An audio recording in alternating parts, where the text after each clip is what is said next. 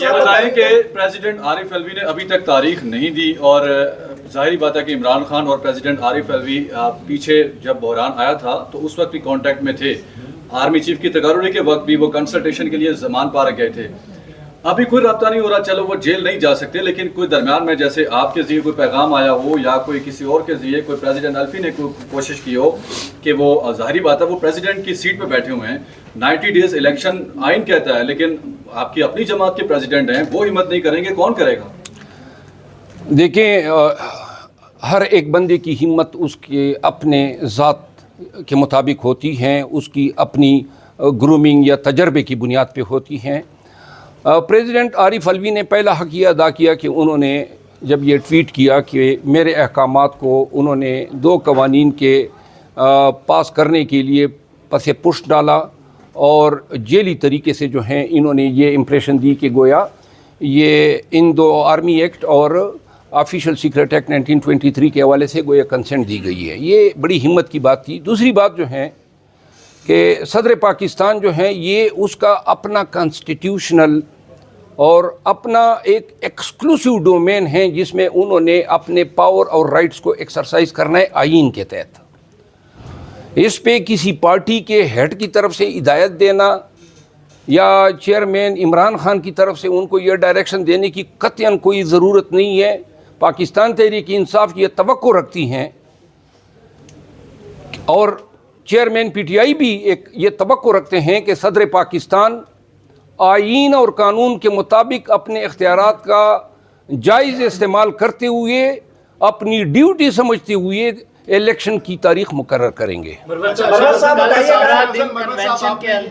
کل سارا دن کنونشن کے اندر وکلا لیڈران نے تقریریں کی اور بڑے بڑے دعوے کیے، لیکن آخر میں جو اعلامیہ جاری ہوا اس کے اندر نہ کوئی تاریخ دی گئی، نہ کوئی الٹیمیٹم دیا گیا. اس پر کیا کہیں گے آپ؟ وکلا کنونشن جو تھا وہ پاکستان بار کونسل کے زیر اہتمام تھا. آپ کو علم ہے پاکستان بار کونسل میں جو ہیں عددی اکثریت جو ہیں جی supreme court bar council, Pakistan bar council تو الگ سے ہے. نہیں، یہ سپریم کورٹ بار ایسوسیشن کا تھا، لیکن پاکستان بار کونسل اور سپریم کورٹ بار ایسوسیشن کا ایک جوائنٹ ونچر سا تھا، کیونکہ آپ نے دیکھا وہاں سارے بار کونسل کے ممبران آئے ہوئے تھے. چونکہ جو سابقہ وزیر قانون ہیں ابھی تک اس کے اثرات بار کونسل بار ایسوسیشن پہ موجود ہیں، تو لہذا نون سے وابستہ جتنے بھی سیاسی وکلاء تھے وہ قطعاً تحریک کی خواہش نہیں رکھتے ہیں.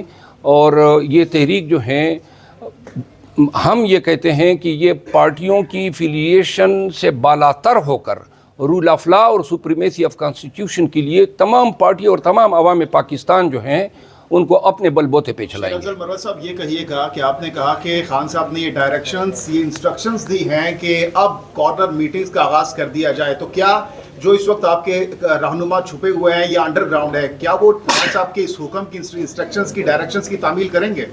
دیکھیں، یہ ہدایات جو ہیں ان رہنماؤں کے لیے نہیں ہیں، یہ ورکرز جو محلے، گاؤں، یونین کونسل میں، ان کے لیے خان صاحب جو ہیں جب پالیسی اعلان ہوگا کہ پاکستان تحریک انصاف سب نے جو ہے منظر عام پہ آنا ہے، تو اس وقت جو ہیں پاکستان تحریک انصاف جو ہیں ان کو جب خان صاحب کی طرف سے احکامات ملیں، کون لیڈ کرے گا ان کارکنان کو پھر جو کارنر میٹنگز کریں گے؟ وقت کے مطابق فیصلہ ہوگا. چیئرمین صاحب خود ہوں گے، ورنہ جو بھی قیادت وہ منتخب کریں گے وہ لیڈ کریں گے. مروت صاحب بتائیے گا کہ رحمان صاحب نے خطاب میں بولا ہے کہ جو پی ٹی آئی کا کارکن ہے یا ووٹر ہے ان کے دماغ میں بھوسا بھرا ہوا اور دل پتھر ہے، یہ ووٹ نہیں دیتے، اسلامی نفاذ نہیں آ سکتا پاکستان میں. جی، اسلامی نفاذ تو اس وقت بھی نہیں آیا تھا جب خیبر پختونخوا میں ان کی حکومت تھی، اور اس وقت بھی نہیں آیا گزشتہ 30 سال سے جب یہ جمعیت علماء اسلام ہر حکومت کا حصہ ہیں. تو مذہبی پارٹیاں جتنی بھی ہیں پاکستان میں وہ مذہب کے نام پہ پاکستان کے عوام کی آنکھوں میں دھول جھونک رہے ہیں. اصل مقصد جو ہیں وزارت حاصل کرنا ہے، عزیز و اقارب کو وزارتوں میں، گورنری اور ان نشستوں پہ براجمان کرنا ہے، اور یہاں تک جو ہیں ان کی اسلامی مفادات وابستہ ہیں. سر یہ بتائیے گا کہ سپریم کورٹ کے فیصلے پہ آج پہ کیا کہتے ہیں؟ آج سپریم کورٹ نے فیصلہ دیا ہے، आरडीओ के हवाले से जो कमीशन था। जी ये फैसला अभी तक मैंने पढ़ा नहीं है, तो मैं सर, बात रात को राना सनाउल्लाह ने एक प्रोग्राम में कहा कि audio leaks prime minister house से जो होने वाली थी उनमें कुछ किरदारों को हमने नॉमिनेट भी किया और उनको पकड़ के मुतल्लिका अदारों तक पहुंचाया और उसके बाद उनको सज़ा भी मिली। क्या आपके पास इत्तलात हैं इस बारे में? मुझे इसका इल्म नहीं है, लेकिन अगर पकड़ के वो वज़ीर दाखिला थे तो ये 25D टेलीग्राफ एक्ट के तहत और फिर ऑफिशियल सीक्रेट एक्ट के तहत इनको पर्चा दर्ज करना चाहिए था। ये वज़ीर दाखिला थे और इसी रियासत के थे और इस्लामाबाद ICT उनके डायरेक्ट अंडर था। बताइएगा फजलुर रहमान साहब को अभी पछतावा क्यों हो रहा है आपकी नज़र में, और दूसरा खान साहब को वर्जिश की सहूलत मौजूद है या नहीं है जेल में? वर्जिश की सहूलत फिल वक्त नहीं है, मशीन का उन्होंने मुतालबा किया है और फजल रहमान साहब जो हैं वो KP में और मरकज़ में वजारतों से फारिग हो गया है, तो पछतावा तो होगा। शुक्रिया। आखिरी सवाल का जवाब दे रहे हैं कि बुशरा बीबी के हवाले से बताते जाइएगा कि आप चूँकि कानूनी टीम के मेंबर हैं, कल एक पुलिस की जानिब से उनकी गिरफ्तारी तलब की गई, उसके बाद जब वो नैब कोर्ट में पेश हुई घंटों उनको वहाँ पर बिठाए रखा, तो क्या समझ रहे हैं कि बुशरा बीबी की गिरफ्तारी हो सकती है? और खान साहब ने इस हवाले से कोई बात की आपसे? खान साहब ने बुशरा बीबी के हवाले से कोई गुफ्तगू नहीं की, लेकिन बुशरा बीबी का कल जो 6 घंटे से ज़्यादा पीरियड के लिए नेब के बिल्डिंग में उनको जो तहवील में रखा गया, ये अब मैसूर की गई, वो अब से बेजा के मुतरादिफ है। और आप सब पाकिस्तानी इन अवामिल से आगाह हैं कि इनका मतलब खान और खान के ख़ानदान को ज़हनी टार्चर देना है।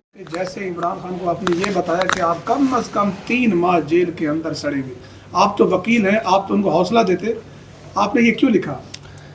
देखिए मेरी बात है, मैं अब चूँकि बात ये है कि आप निज़ामी इंसाफ देख रहे हैं, क्या हालत हो गई है। कल वकला के कन्वेंशन में वकला की तकारीर आपने सुनी होगी। हम वकील पहले दौर में जब इंसाफ हुआ करता था, उस दौर में केस की नवीयत को देख के अपने तजर्बे या कानून के इल्म की बुनियाद पे बात करते थे कि ये केस इस हैसियत का है।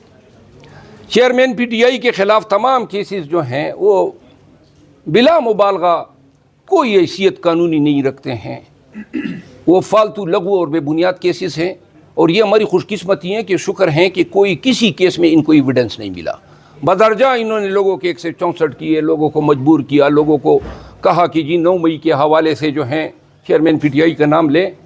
लेकिन हमारी सबसे बड़ी मजबूरी है बतौर वकील खान की लीगल टीम के, हम सिस्टम के साथ तो लड़ सकते हैं, निज़ामी इंसाफ के साथ हम लड़ नहीं सकते हैं। और अब चंद फैसलों से हमारी उम्मीद पैदा हुई है, अगर हमारे मुल्क का निज़ामी इंसाफ मजबूत होता और मुस्तहकम रहता तो शायद ये बात मैं न करता। अब चूँकि अनप्रिडिक्टेबल सूरत-ए-हाल है, इन हवालों से कोई भी बात हम कोई गलत उम्मीद नहीं दे सकते हैं और बड़े मोहतात होकर बात करनी पड़ी।